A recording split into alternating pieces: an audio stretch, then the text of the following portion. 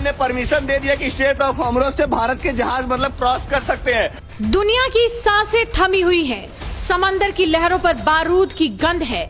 जहां दुनिया की महाशक्तियां स्ट्रेट ऑफ हॉर्मुज़ के नाम से कांप रही है, जहां ईरान की एक चेतावनी ने वैश्विक अर्थव्यवस्था की कमर तोड़कर रख दी है, वहीं उस मौत के गलियारे को चीरते हुए तिरंगा शान से आगे बढ़ रहा है।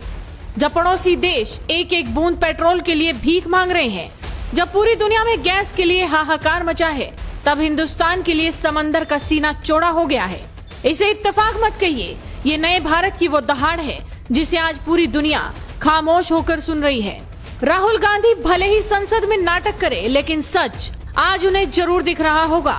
आज राहुल गांधी को भी ये तस्वीरें देखनी चाहिए, ये बयान सुनने चाहिए, जो ये बताने के लिए काफी है कि भारत में ना गैस की किल्लत है, ना ही तेल की। राहुल गांधी भले ही संसद में खड़े होकर चिल्लाते रहे, लेकिन ये तस्वीरें, ये बयान उनके मुंह पर करारा तमाचा है। सबसे पहले तो आप ये बयान सुनिए, किस तरह से ये शख्स बता रहा है कि भारत के लिए बड़ी खुशखबरी है, ना गैस की किल्लत होगी और ना ही तेल की। भारत वालों के लिए खुशखबरी आ चुकी है। 1,35,000 मैट्रिक टन तेल हमारे भारत में आया है। कैसे आया? स्ट्रेट ऑफ हॉर्मुज़ से। देखिए, मैंने आपको सबसे पहले सोशल मीडिया पे बताया था, अगर ईरान इजराइल का वार होगा तो हमारे भारत पे बहुत इफेक्ट आएगा।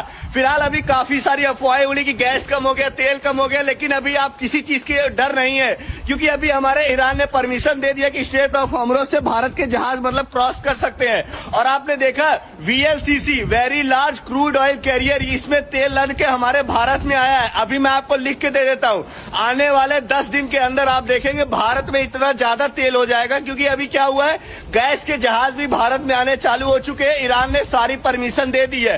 भाई साहब, ये सबसे बड़ी खुशखबरी की बात है। तो अभी आप लाइन मत लगाइए, कोई परवाह करने की कोई दिक्कत नहीं है।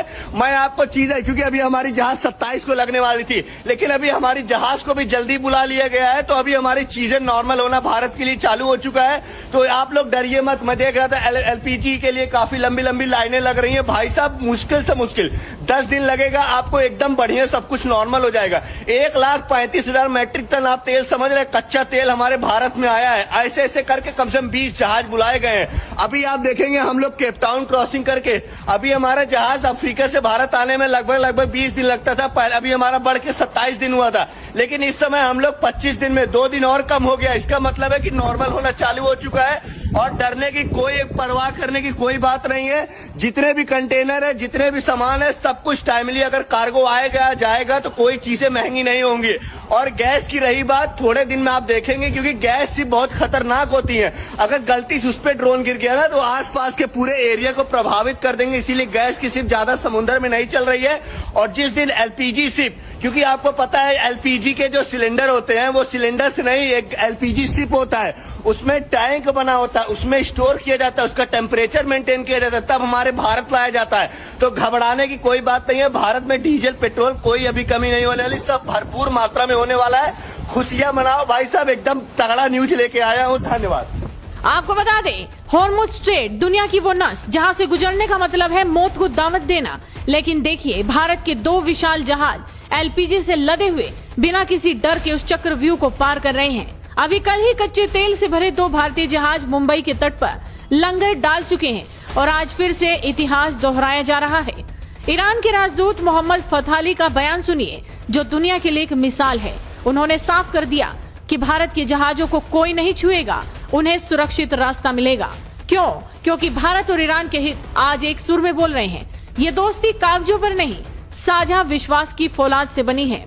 आज भारत की ताकत का लोहा हर कोई मान रहा है। एक तरफ ईरान रास्ता दे रहा है, तो दूसरी तरफ सऊदी अरब से क्रूड ऑयल का जहाज भारत की ओर बढ़ रहा है।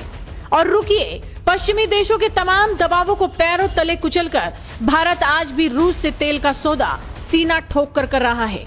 पूरी दुनिया लाइनों में लगी है, लेकिन भारत का चूल्हा बुझने नहीं पाएगा। पूरी दुनिया अंधेरे के डर में है, लेकिन भारत की ऊर्जा की मशाल बुझने नहीं पाएगी, क्योंकि ये है मोदी का भारत, ये है जयशंकर की कूटनीति, जहां दुश्मन भी रास्ता छोड़ देते हैं और दोस्त पलक पावड़े बिछा देते हैं। मैं इस